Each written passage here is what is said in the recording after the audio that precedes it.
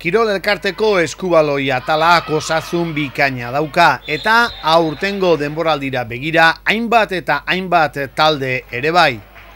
Irudietan ditugunak Euskal Ligako kadete nesken taldea dugu. Asteburu honetan Aloña Mendiren aurka jolasten zuten eta garaipen erraza lortu zuten gainera.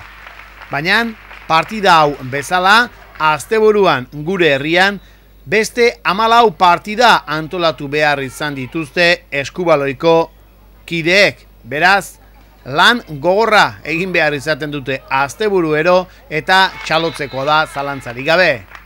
Datuak adierazgarriak dira. Aurrekontua 153.000 eta 600 eurotakoa da. Kirolari kopurua 341, hauek 23 taldetan banaturik. Adibidez, infantil mailan 116 dituzte, 76 neska eta 40 mutil. Kadeteetan 78, 40 neska eta 38 mutil. Juveniletan 73 orora eta 39 neskak dira eta 24 mutilak. Seniorretan 84 dituzte. Neskak 39, mutilak 45. Garbi dago beraz, kirol elkarteko atal honek osasun bikaina duela, baina asteburu guzietan eta baita astean zehar ere buruneke eta lan asko sortarazten duela. Beraz, beti ere, guraso, eskubaloizale edo edonor zarauztar bertaratzen bada laguntzera eskertuko dute noski. Kirol arloan aipagarriak larunbat arratzaldean jolazutako 2 partida. Neskei dagokionez etxean galdu egiten zuten eta erraz gainera 22 eta 32 Galiziatik etorritako Porriño taldearen aurka.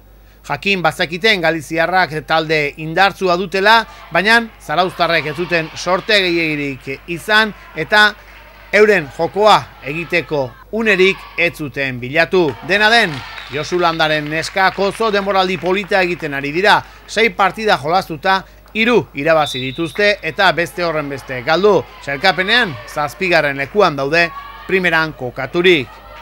Mutilak berriz partida oso interesgarria zuten, zeren hauek ere etxean, Arizbat talde kiroldegian, San Antonioren aurka jolasten zuten, Portlanen filiala.